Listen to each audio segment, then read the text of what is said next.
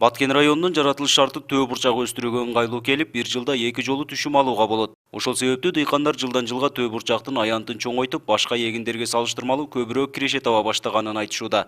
Мындан сырткары аны өстүрүүгө аз эмгек талап кылынып, техниканын жардамында жыйнап алса болот экен. Трактордо эктиребиз, трактордо чаптырабыз, анан трактордон чыгарабыз, суу коебуз.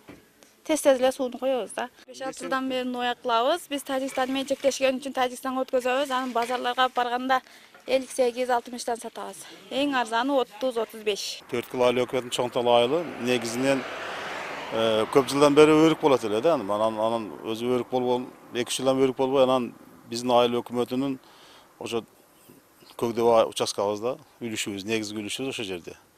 Анан элдин баягы ар түрдүү нерсе эгип коюлду, эми азыр ноя жакшы экен да, 2 түшүм алат.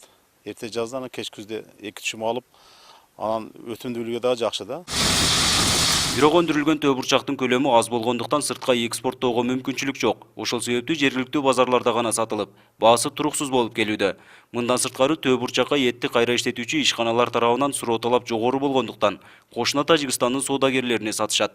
Баткен облусунун аймагында да кичи ишканалар курулса, төө бурчактын аянтын көбөйтүп, жогорку баада сатууга да жакшы шарттар түзүлмөк дейт Чоңтал айылынын айыл башчысы. Мына Сагдуу обласына алып барып өткөзөт экен да, колбасы сектор болот экен, ошол жерлерге алып барып өткөзөт экен да. Биз сурайбыз, эмнеге аласыңар, базарда сатпасаңар десек, биз ошондой баягы кандайчы процент кошулат экен да колбасага эмне эттин ордуна.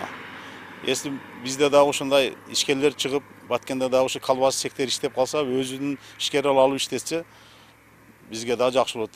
Түшүндүүлүк көбөйсө да болот, жер көп эгем десечи. Бирок бизге кардар кыйын да, өткөзүш нерсе, мисалы базарга ташысын. 2015 жылдан тартып өкмөт тарабынан өлкө аймагындагы ар бир район шаарларда 10дон кем эмес чакан ишканаларды ачуу милдеттендирилген. Бул боюнча былтыркы жылы Баткен районунда 11 чакан ишкана ачылып, ишмердүүлүгүн жүргүзүп келишүүдө.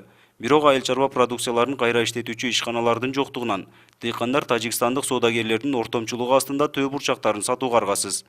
Биздин мына төө бурчакты өндүргөн дыйкандарыбызга кайра иштетүү боюнча биз жакшы кулуп ала албай атабыз. Өндүргөн продукцияны эми коңшу республикалар менен Тажик республикабыздын Сарай районуна, анан бул жактагы Өзбек республикабыздын Сох райондоруна элестеп болот. Негизи төө бурчак алуучулар бул биздин кардарлар, мына коңшу турган Тажик республикасынын Канибадам району менен Исфара районунун дыйкандары келип алып кетишет. Былтыркы жылы Баткен району боюнча 400 гектарга жетпеген аянтка төө бурчак айдалган болсо, бул жылы 60-70 гектарга өскөн. Адистер бул аймакта өндүрүлгөн төө бурчактын сапаты башка жактарга салыштырмалуу жогору болгондуктан суроо талап күчтүү дешет. Ошол себептүү дыйкандар тиешелүү жактардан кайра иштетүүчү чакан ишканаларды ачууну суранышууда. Нургазы Жайнаков, Азатбек Курбанбеков, 7 канал Баткен өкүлчүлүгү.